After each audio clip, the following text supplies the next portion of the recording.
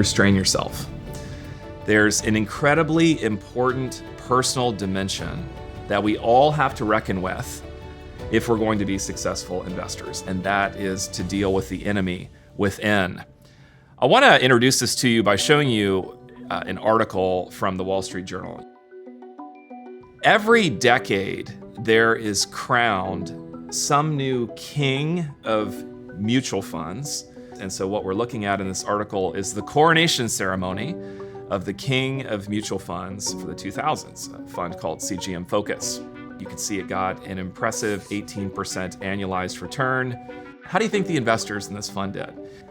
Too bad investors weren't around to enjoy much of those gains. The typical CGM Focus shareholder lost 11% per year for 10 years, according to investment research from Morningstar.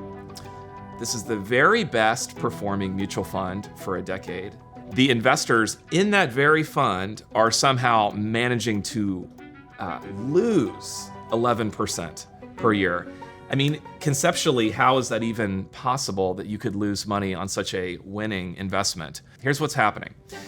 These investors are wanting to find a good investment. They're wanting to grow their money. They go out and they find this fund. They say, wow, look at the return on this thing.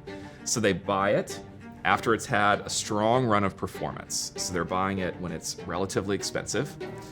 Fund will experience a downturn. All funds have downturns, but they'll make a mistake. They'll hang with it for a while, but eventually they'll give up, selling at a lower price. So they bought high, sold low.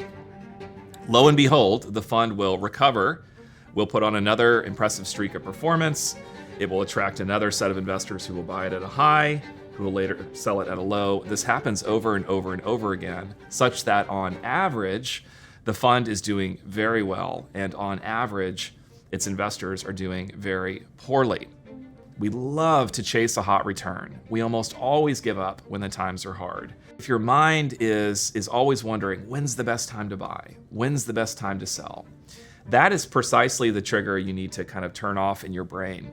The best mindset to have when you're investing is, how do I sit here, restrain myself, do nothing, and let that long-term performance trend that we saw in history play out in your favor over time?